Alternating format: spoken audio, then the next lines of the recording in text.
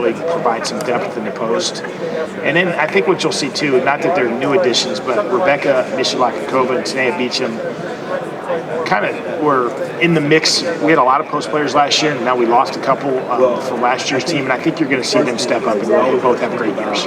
Let's go back to Mike Sill for a minute. How did that come about, if it comes about? Yeah, so she started at Maryland, and then she's terrific. Yeah, went to where she was. Yeah, she was outstanding there, and went to Oregon. It was just too far and wasn't a great fit, so she wanted to come back home, and so we got her back, and she's a great player. She's been outstanding in practice.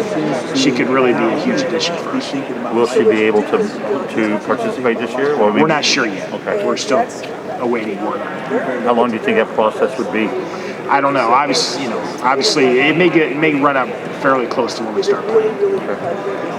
Thank you. You got it. Well, I think I tell people all the time, I wasn't concerned about Coach, how do you see the Big Ten shaking out? Ooh, how do I see the Big Ten shaking out? It's just so hard to say. I mean, I think you got to start with Maryland with all the success that they've had and everything that they bring back. But man, you see the postseason last year, how well Indiana played and all the experience they have. I think they're going to be right there. And Michigan's got a great team and an unbelievable player, Naz Hillman. Caitlin Clark had just an incredible freshman year. I mean, there's so many great players and great teams. A lot of things could happen. I do think part of it will be the schedule. I mean, because some schedules are harder than others. I think that'll actually. There's so many good teams. It's going to be so close. I think that's going to play some part in the race. Playing without your loved ones. You're the coach at Ohio State, and I'm going to ask you a loaded question. Is it a surprise Ohio State has only been to the one Final Four? I mean, and not to put all this on you, but what's it going to take to get Ohio State getting back deeper in the tournament and making those kind of runs? Yeah, no, it is. It's like, for the brand and the power of Ohio State, they've been to one Final Four. I mean, that's certainly the goal for us and for every coach that's been here. And it probably also speaks to how difficult it is.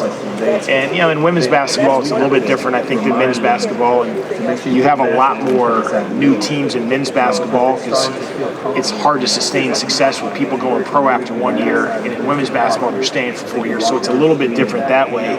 Now, the one thing I will tell you is, when I started coaching, there was 4, 5, 6, 7, 8 elite players in the country. Now there's so many more, and I think you're going to see more parity and more opportunities for people in general to get to Final Fours, obviously including Ohio State. Did you get a chance to read the equity report? So what are your thoughts about some of the record? Well, I was really happy that they did it, and I believe starting with March Madness, I think that's a great first step. It's a small thing, but I think that branding is powerful, and I think it helps. Obviously, there's a heightened awareness of just how we administer women's basketball across the board, and certainly at the NCAA level. And I think you'll see a lot of positive changes come from that report, and I think it's long overdue and well-deserved for the young women that we get a chance to coach.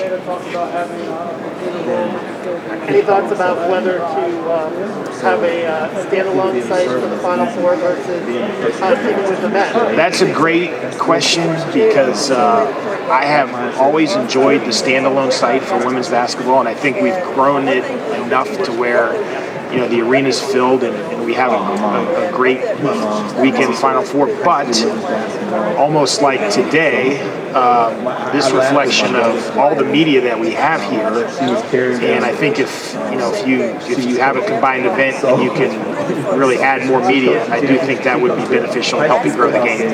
And 2 days later, she had Miami. Coach, you talked about the backcourt being the strength of your team. Do you want to just go to expand on that and just talk about what having such an experienced and talented backcourt does for you, for competing? Sure. So we got Madison Green, who was our starting point guard last year. I think one of the best pure point guards in the league and one of the better ones in the country. And then combining with J.C. Sheldon, those three are now coming into the third year kind of as our backcourt.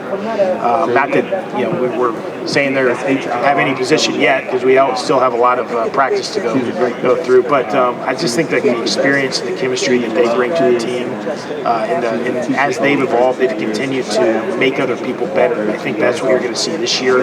Is if you see where Madison was in year one and where she will be this year, it's just how much better she makes everybody else around her. And now JC's starting to get that, and I think that's the thing that kind of separates them is they've grown to a point where they're making everybody around them better. Coach, I'm looking for the big smile.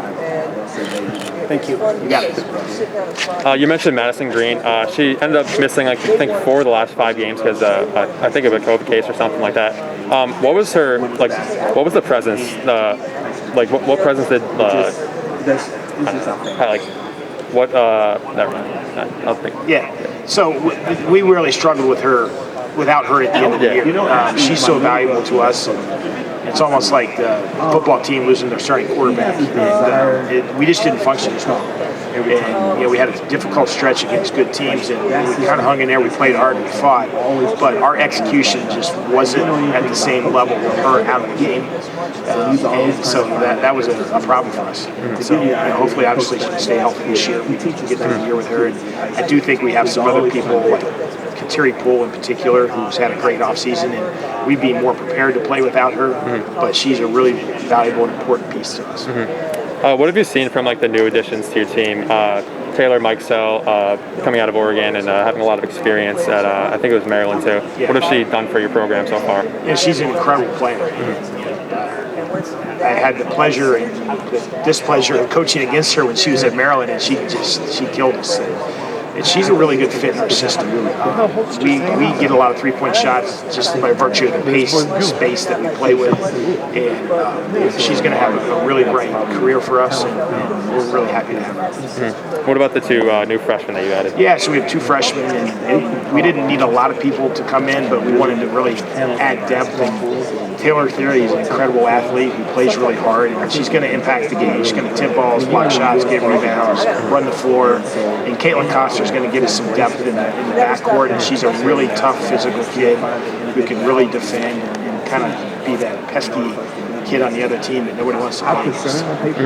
You mentioned about just the sheer number of 5-star level or top tier level talented players, creating opportunities in more schools than traditionally before, and maybe slowly will eliminate some of those blowouts in the 3rd round of the tournaments. Does the NIL impact go along with that, and for schools that maybe weren't landing those top tier before?